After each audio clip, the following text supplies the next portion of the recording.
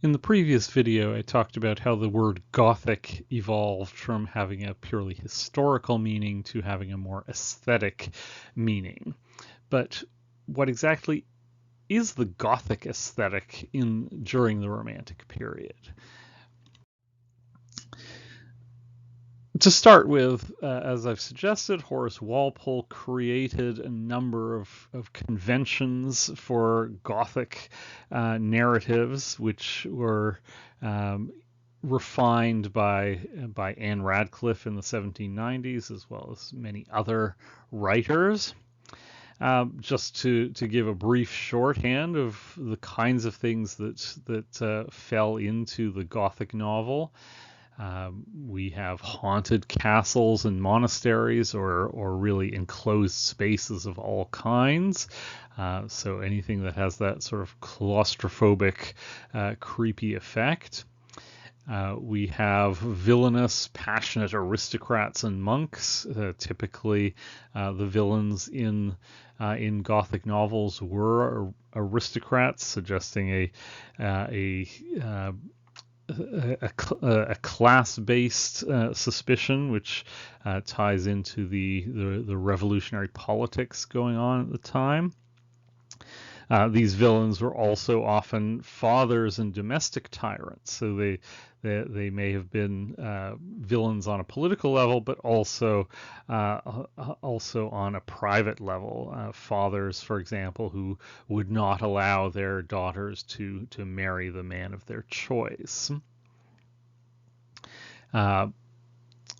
Innocent heroines typically are the center of many Gothic novels, and the plot line usually revolves around them being subjected to the sexual advances of the villains, and having to fend off the villains by whatever means necessary. The heroes in Gothic novels, especially in Radcliffe's version, are often highly impotent. They're incapable of rescuing the heroines, or they have their own flaws that prevent them from taking effective action. Gothic novels typically feature either the supernatural or, in Radcliffe's case, the fear of the supernatural. In Radcliffe's novels, the supernatural is always revealed to be to have some kind of rational cause to it. Extreme violence and horror, depending on the type of Gothic. Radcliffe tended to stay away from extremes, whereas other writers really embraced them. And dark family secrets. Usually, the haunting is usually caused by some kind of secret, something that has been repressed in the past and that is coming to light through supernatural agency. So many of these conventions originate with Walpole and became very much cliches as the Romantic period wore on. So the model of the Gothic novel established by Anne Radcliffe in the 1790s eventually became just so tired and predictable that the craze for the Gothic that Radcliffe created gradually died away, and in its place, a more realistic conception of the novel that we still have now was ushered in. But the Gothic was not just an aberration or an anomaly. It tied in, as I've suggested, with many of the ideas that were circulating in and around this period, especially that of the French Revolution. In a period of bloody upheaval and revolution against the established order, the Gothic provided a mode that enabled authors to deal with the worst fears of their time at arm's length. And the French Revolution also set a very high bar for Gothic horror, that if reality is horrific, how much more horrific does the Gothic need to be in relation to, in order to maintain its audience's attention? For the rest of this video, I want to just talk about the Gothic's connection to the culture of the time, and I want to demonstrate this with the use of images from the visual arts in the period. This is a bit of an earlier slide. This is Nicolas Hussein, Winter or the Deluge, which is 17th century work, so it predates the issues of the Sublime and the Gothic, but Poussin was very important for the 18th century. If you look at this painting and think about our emotional reaction to it, are we drawn into the suffering of these people who are being flooded? Do we react sympathetically? Do we remain emotionally detached? And the answer is probably a combination of both. All of these figures in this painting are concerned with saving themselves. They're not attracting our attention or appealing to us in any way. And yet we likely have sympathy for their situation as they're trying to save themselves. So here we might think of Burke's claim that we have to have a certain distance from something that is terrible or sublime in order to find it aesthetically pleasurable.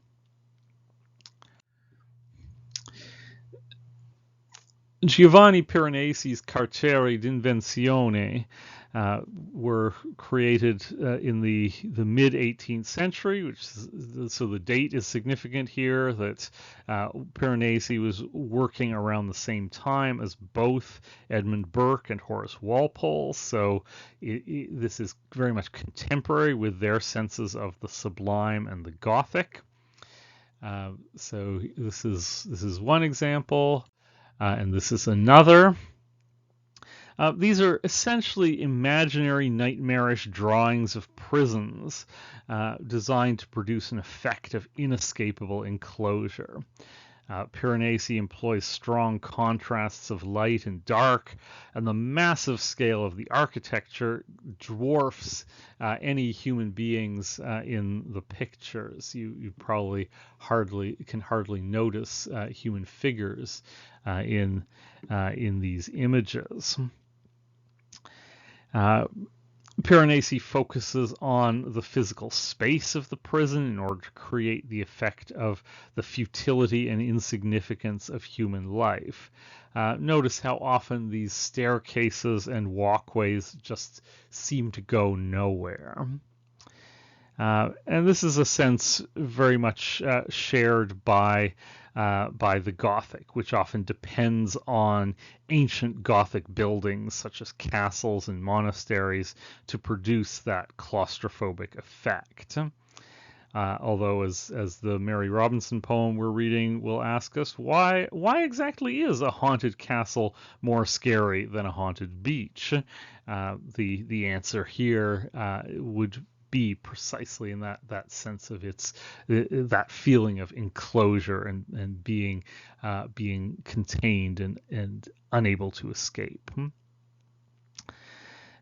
So the focus in Piranesi and in the Gothic is on the human body as something that can be trapped and contained. And again, this is something that romantic theories of the mind and spirit would tend to revolt against. What is most important for Wordsworth is mental freedom, so he wouldn't want to admit that the body matters as much as it clearly does in the Gothic. This is Hubert Robert's Ruins of the Grand Gallery of the Louvre, which also makes architecture the central focus of the work, but with the emphasis on the ruin of it. This is imagining the Louvre in Paris in a state of destruction. I've mentioned in previous classes that ruins were quite fashionable in 18th century England because of their picturesque effect. The other important implication is that ruins make us reflect on past civilizations, as in Ozymandias, and caution against the pride of believing that we are privileged members of a divine order, every civilization passes and fades. Again, as in Ozymandias. So in this painting, we see nature starting to reclaim a formerly civilized space, reminding us of our own inevitable decline and decay. So again, like the Gothic, the emphasis here is on the transitory nature of the physical world, rather than on Wordsworth's supposedly eternal mind. The Gothic also habitually employs ruins for the same purpose, although it's worth noting that Gothic ruins are already ruins, even though most Gothic tales are set in the distant past. Monasteries, for example, would not have been in ruins before the 16th century when Henry VIII closed them. But that historical fact is less relevant than the need to produce an image of the decay of human civilization. I've already shown you Henry Fuseli's The Artist in Despair over the magnitude of antique fragments in this course. Again, we see the motif of decay with the added sense of magnitude, which, as we've seen, is a key component of Burke's Sublime. In this case, the despair seems to be caused by this sublime object.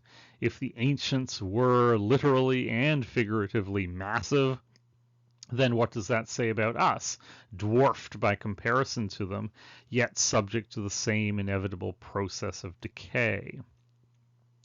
Thus, we get the sense that the larger-than-life world of the ancients, the heroic ethos, has passed away, and we can neither live up to it, nor can we avoid its fate.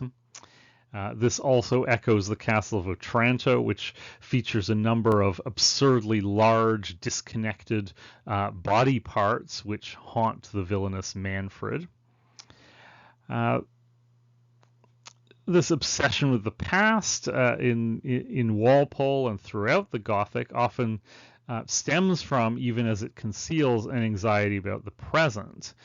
In an age that prides itself on having thrown off the barbaric past, there remains an anxiety about having discarded everything that was stable and good about the past as well.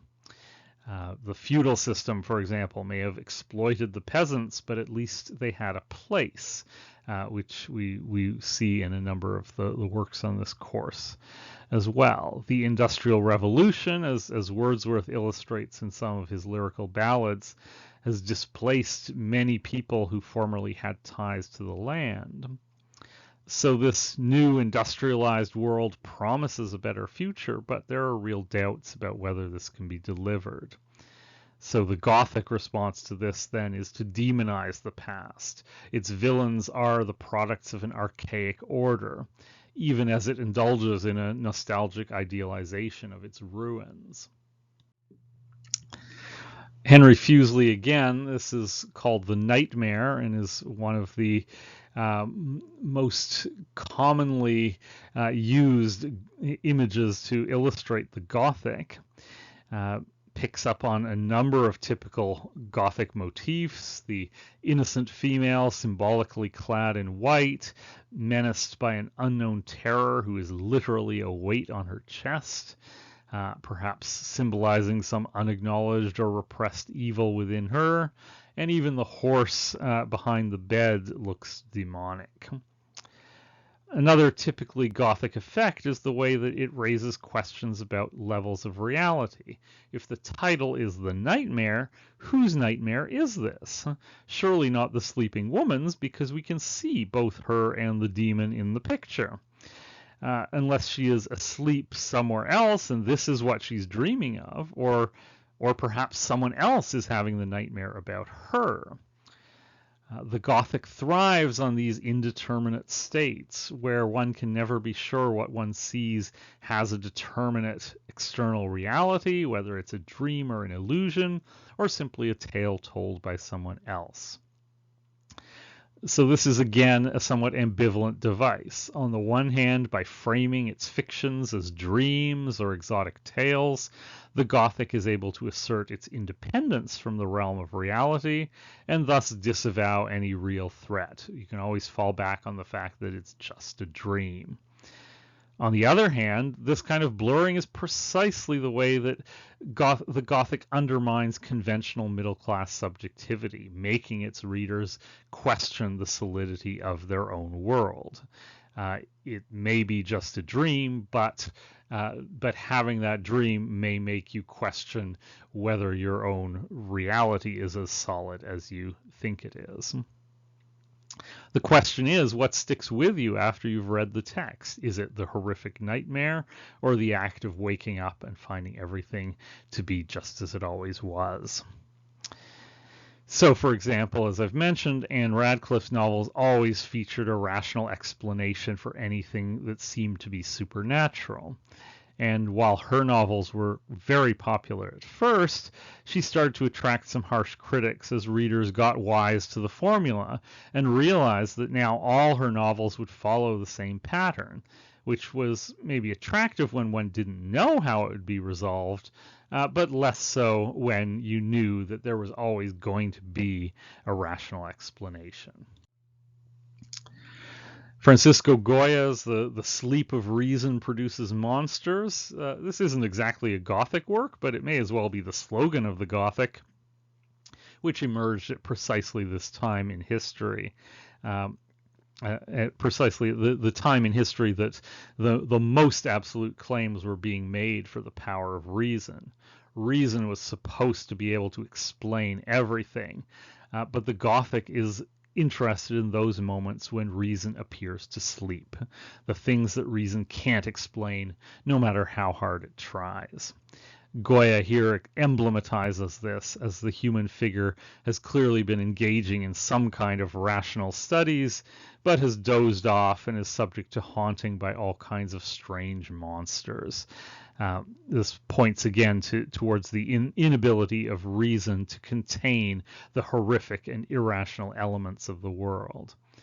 Again, an insight driven sharply home by the horrors of the French Revolution, an apparently civilized, rational culture devolving into violence and barbarism.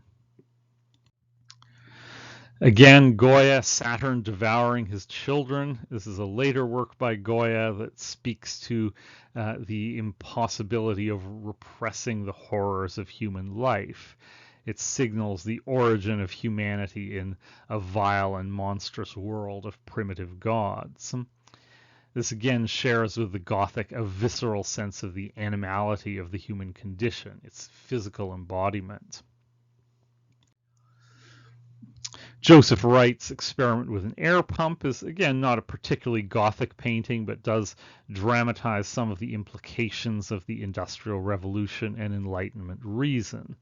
The scientists in this painting are experimenting with a canary, which is being systematically deprived of air.